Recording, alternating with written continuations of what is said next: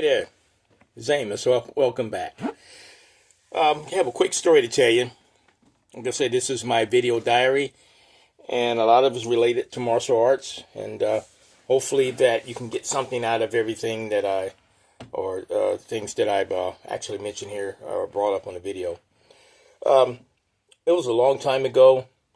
I was at a club, and the club is called Brandy's Lounge. It's in the Cincinnati area. Anybody knows it, they know it's still there. Actually, it's still open. And I remember I was leaving the club one night.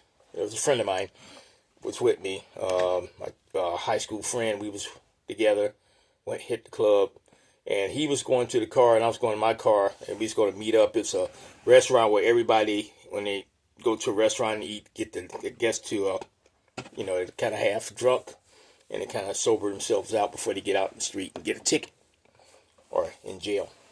So I was heading out to the car, make a long story short, and there was a guy that was following me.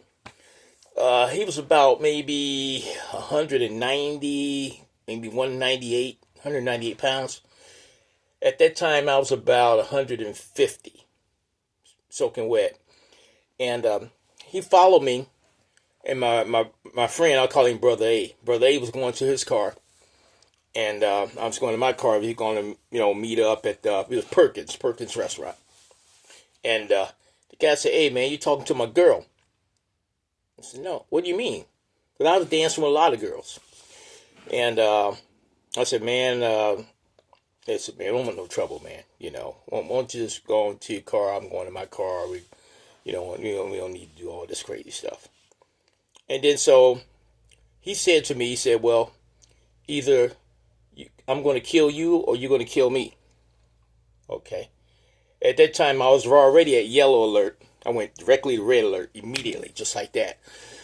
And the guy just hauled off and threw a roundhouse kick at me. And like I say, out here in these streets, you don't know who knows what. So you always got to be prepared, for anything. When violence, anything can happen. You got to be prepared. He threw the kick, and I remember this just like a movie. It goes over my head. He threw the kick. I ducked, went underneath the kick, spent to my right, and then faced him, face to face. And then I followed up with about 6 or 7 reverse punches in his face. Okay, he staggered a little bit. Then he came and he tackled me. Okay, this is real fighting, not this choreographed shit that you see on movies. And he tackled me. I was like a Rodney Lott tackle, man. He tackled me, and he was much bigger than me, maybe a little stronger than me. But I was pretty strong because I worked out all the time. And so he flipped me. I flipped him back over, and then I grabbed him in the inside of his thigh. It's a nerve ending there. You grab it and flipped him over. Then he threw me back over, and we were right on the middle of Reading Road. Not in the middle, but on the curb of Reading Road. Anybody familiar with Reading Road, they can tell you what it is. And so I said, I'm going to end this. I grabbed him by his balls, by his testicles, squeezed him, lifted his ass up, and he got it light as a feather after I'd done that. And I picked him up and dropped him. And then took my other arm and crashed it on his neck and was choking him out at the same time while I was grabbing his balls. And 2 of his friends came over, and then my friend, Brother Ace, came and said, "Hey, y'all ain't going to jump him. Y'all not going to jump him, okay?" And he said, "No, we didn't come to jump him, just wanted to break it up." So, needless to be said, they broke up the fight, and I told the guy, I said, "Listen, I'm going to hurt you again, dude." They picked him up, drug him off to his car. His face was bloody, and I had blood all on my shirt. And I had a brand new pair of Giorgio Buttinis. And anybody that knows Giorgio Buttini, those were some nice shoes back then. I scuffed up my shoes. Brand new. Scuffed them up. And I wanted to get the guy again. But, I said, no, control myself. Amos, you got him. Go into your car before you come back with a gun or something and shoot you. And I never came back. I never went back there. I never went back. But the moral of the story is that you could be at the wrong place at the wrong time.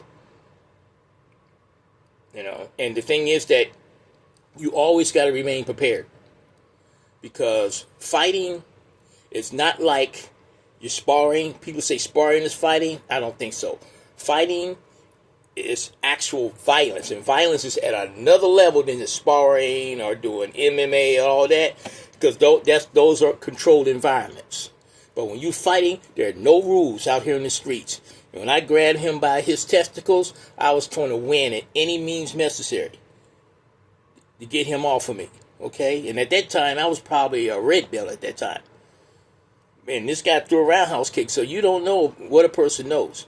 But the moral of the story is, you never know when danger is going to come your way, but you always remain ready at all times. On that note, this is Amos Brown, signing out.